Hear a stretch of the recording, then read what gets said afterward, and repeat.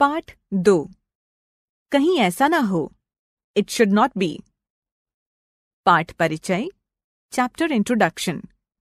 प्रस्तुत पाठ में बताया गया है कि औद्योगिकरण और विकास की अंधी दौड़ में पर्यावरण की स्वच्छता को हम बहुत पीछे छोड़ आए हैं। ओजोन गैस के तेजी से विघटन के कारण धरती का ताप बढ़ता जा रहा है।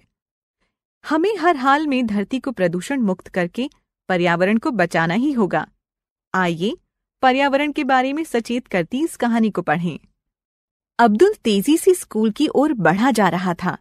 उसकी नजर बार बार घड़ी पर चली जाती थी। वह काफी लेट हो गया था। उसे डर था कि आज भी वह देर से स्कूल पहुंचा तो कक्षा अध्यापक उसे फिर डांट लगाएंगे। इसी उधेड़-बुन में उसने आसमान की तरफ नजर दौड़ाई तो हैरान रह गया। काले काले बादल घुमड़ रहे थे, तेज हवाएं भी चलने लगी थी। अब्दुल ने अपनी चाल और तेज कर दी ताकि जल्दी से जल्दी स्कूल पहुंच सके। हवा पूरी शक्ति से उसे पीछे धकेल रही थी, फिर भी वह जितना तेज चल सकता था चल रहा था।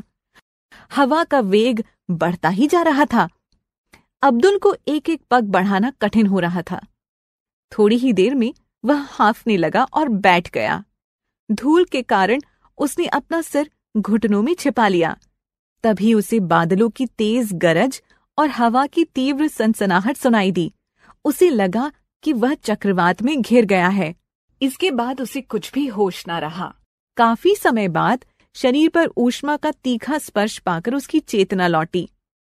गर्मी के कारण शरीर में चींटियां सी रेंगती महसूस हो रही थीं। सूरज की किरणें त्वचा झुलसाए दे रही थी। दम घुटता हुआ सा महसूस हो रहा था। वह घबराकर उठ बैठा। चारों ओर सन्नाटा था। दूर दूर तक चौड़ी सड़कें फैली थीं और किनारों पर विचित्र ढंग की इमारतें बनी हुई थीं।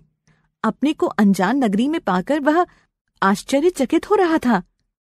सूर्य की तेज चमक और गर्मी के कारण उसकी आंखें बंद हुई जा रही थीं। सांसें धीरे धीरे ठहरती सी महसूस हो रही थीं। दूर दूर तक छाया का नामो निशान नहीं था। तभी अब्दुल ने एक विचित्र आदमी को देखा। उसने अत्यंत चमकदार वस्त्र पहन रखे थे। अब्दुल की आंखें चुंधियाने लगी। अब्दुल ने मदद के लिए पुकारा, अंकल सुनिए। अब्दुल की आवाज शायद उस व्यक्ति ने नहीं सुनी। वह उसकी तरफ ध्यान दिए बिना सामने की इमारत में चला गया। अब्दुल उसके पीछे पीछे दौड़ा। उस व्यक्ति को इमारत में जाते देख उसने ज्यों ही अंदर घुसना चाहा, उसे अपने शरीर पर बिजली का तेज झटका सा लगा। वह चीख मारकर दूर जा गिरा। उसकी चीख सुनकर वह व्यक्ति दौड़कर बाहर आया। उसे जमीन पर पड़ा देखकर वह चिल्लाया, कौन हो तुम? तुमने ऑक्सीजन मास्क नहीं लगा रखा है और ना ही ऊष्मारोधी कपड़े पहन रखे हैं। तुम्हारा दम घुट जाएगा। सूरज की किरणें तुम्हें जला डालेंगी।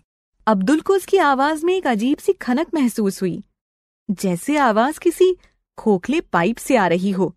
वह व्यक्ति फिर बोला, अब तुम मेरे साथ आ सकते हो। अब्दुल डरता डरता उसके पीछे हो लिया। कमरे में पहुंचकर उस व्यक्ति ने पूछा, तुम इस शहर में अजनबी लगते हो। मैं? अब्दुल अचकचा गया। मैं तो स्कूल जा रहा था। इधर कैसे आ गया कुछ पता नहीं। खैर, क्या नाम है तुम्हारा? जी अब्दुल। मेरा नाम बर्नीज है। वह व्यक्ति अपना परिचय देता हुआ बोला, मैं ऑक्सीजन के सिलेंडर बेचता हूँ। अब्दुल अभी सहज नहीं हो पाया था। वह भौचक्का सा चारों ओर देख रहा था। उस व्यक्ति ने पुनः उसकी तंद्रा भंग की।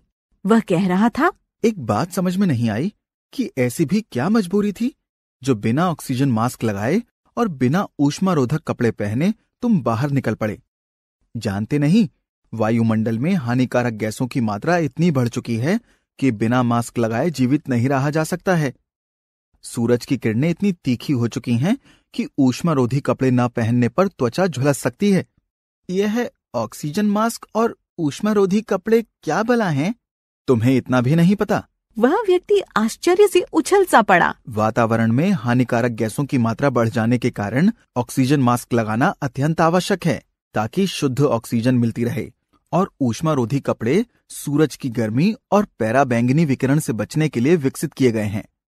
ये चमकीले व चिकने होते हैं ताकि सूरज की ऊष्मा को परावर्तित कर सकें। इनकी चकाचौंध से बचने हेतु हेलमेट में पोलराइड का चश्मा लगाया जाता है। पर सूरज इतना गर्म क्यों है? अब्दुल का प्रश्न सुनकर वह व्यक्ति क्षण भर के लिए चुप हो गया। फिर एक ठंडी आह भरते हुए बोला, यह सब हमारे पूर्वजों की अदूरदर्शिता का परिणाम है। क्या मतलब? हमारे पूर्वजों ने औद्योगिकरण और विकास की दौड़ में पर्यावरण को दांव पर लगा दिया। क्लोरीन व कार्बन जैसी वायु प्रदूषित करने वाली गैसों की वायुमंडल में अधिकता हो जाने के कारण ओजोन गैस का तेजी से विघटन होने लगा। फलस्वरूप वायुमंडल के ऊपरी भाग में स्थित ओजोन की परत उधड़नी आरंभ हो गई। इसके कारण सूर्य की पराबैंगनी किरणें, जो ओजोन गैस द्वारा अवशोषित कर ली जाती थीं, सीधी धरती पर पड़ने लगी। इसी कारण धरती का ताप बढ़ गया है और सूर्य की किरणें असह्य